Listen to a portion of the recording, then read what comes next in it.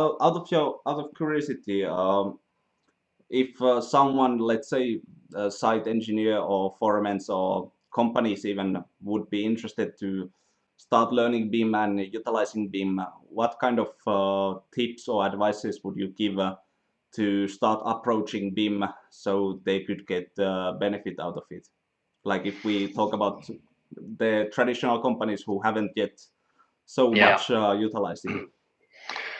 My first advice is to not to think that you can get the benefits out of it in the just in the beginning in a week or something like that. It is a process. It is a slow process. It depends from the mindset of the different people who is, I would say, ready or who is motivated to do some things. And this is, I would say, this is like the foundation of implementing BIM, like your mindset, to be open-minded, to understand that you need to do it, and what is your vision behind that. So why do you want to do it? Is it just because it's fancy, or do you want to do it because do you have some benefits out of it? And what are the benefits? And to make out of the aims some specific use cases, I would say. So really to be from abstract to concrete.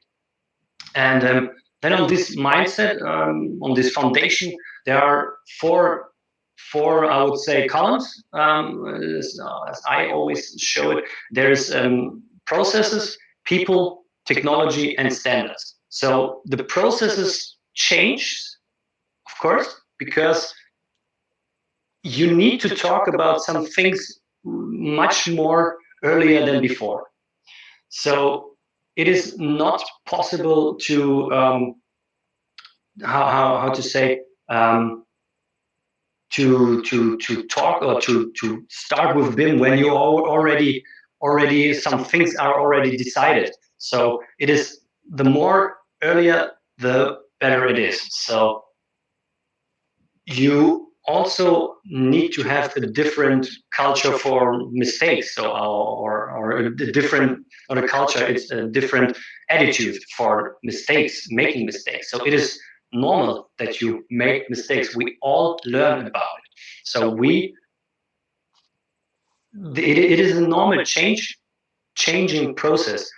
Everything what is new is always with mistakes. So you need to be open for mistakes and also to learn from mistakes, and to not to hide some things like an architect maybe is doing, or some planners are, if some things are or not in the beginning clarified, they just to put some object on the plan before that you don't see a critical situation, for example. So these are the things you need to talk already about in the beginning. It is better, and not just to solve it then on construction side. And of course, then the second point is to talk about the standards. So to have like a mutual language, so everybody knows what the standard is. So what is the responsibility or the role of a BIM manager? What does a BIM coordinator does?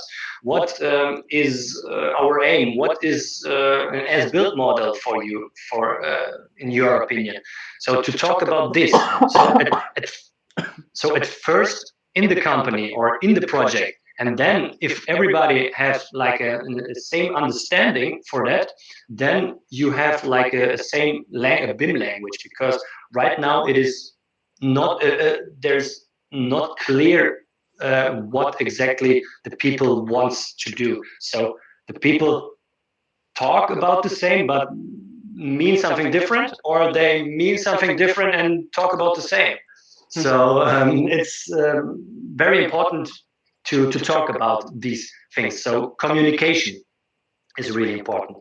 And yeah, the people, of course, they need always to be up to date, not to think, okay, now this is the Revit course, I will do it now, I have the BIM Manager certificate, and I am now new everything, I'm the godfather of BIM. So this is will not happen. So you need always to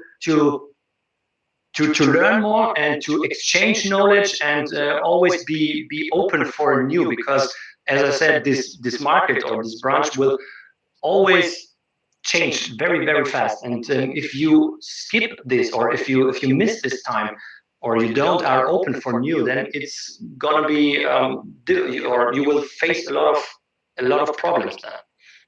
And the technology, so of course you need also to start or to implement the right technology. Of course you need BIM is process, BIM is people, yeah, but it is also technology, but not only technology. What the most people think it is just something like only Revit. And if you have these four columns, I would say, then you have like your actually your on top you have your BIM, I would say, and it is important to have all of these four columns.